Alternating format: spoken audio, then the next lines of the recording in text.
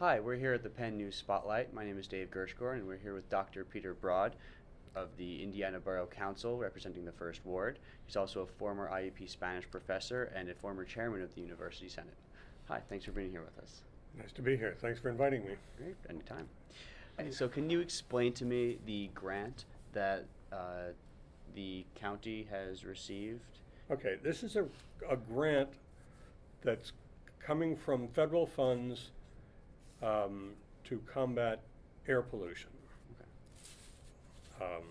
I can't remember what the initial, it's CMAQ, and the last two are air quality. The CM, I don't remember. Indiana Borough, according to these people, has clean air. I guess they haven't been outside to breathe recently.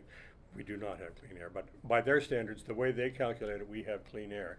But as part of a county, by tying together with White Township and the county on this, we are in an area that needs abatement, and we can use this if we show that we're going to be reducing automobile traffic, and that's what the trail extension is meant to do.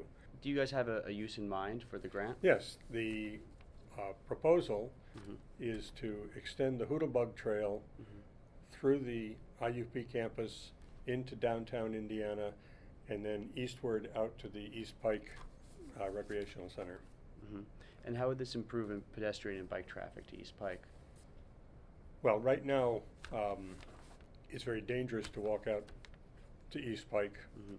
I have two granddaughters who go to school out there. They have to ride a bus. There are no sidewalks. There's no safe way to cross the street to get out there. You have also spoken up on behalf of sort of the average student during Borough Council meetings. What kind of approach would you like to see for student-resident relations?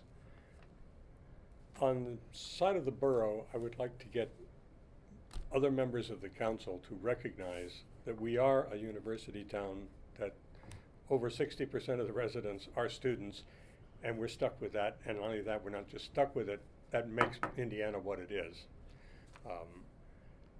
But at the same time, there are a number of things that students could do to improve that.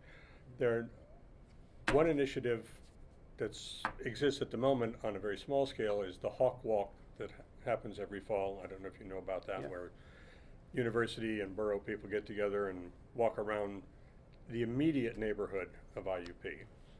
That could easily be expanded to go a little farther afield into where more students live.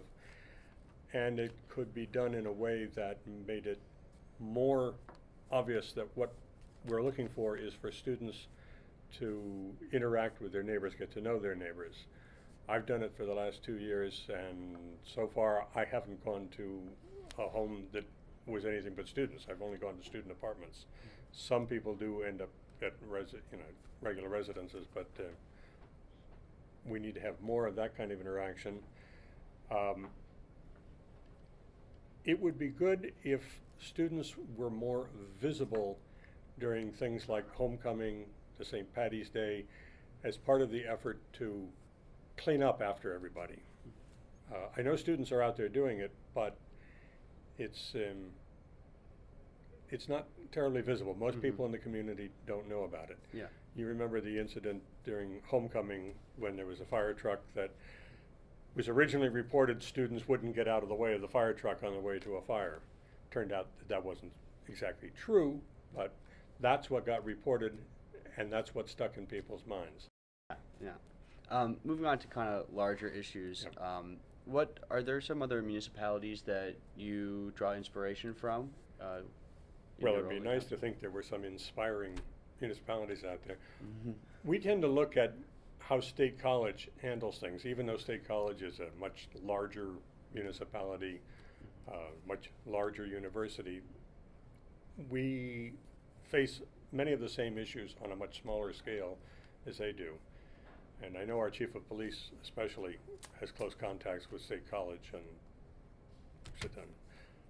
I saw in the paper today there was talk about, I think it was in the Penn, which I do read. That's good. Glad to hear it.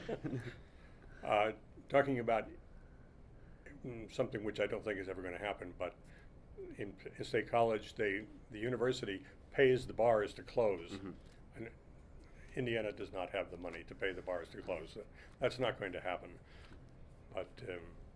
But we're looking at other things that they do to keep.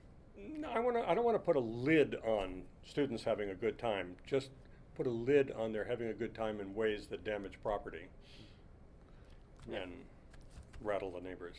But what do you think the biggest struggle for Pennsylvania Borough is? Money. We have to maintain, in Indiana we have, I think it's about 37 miles of streets.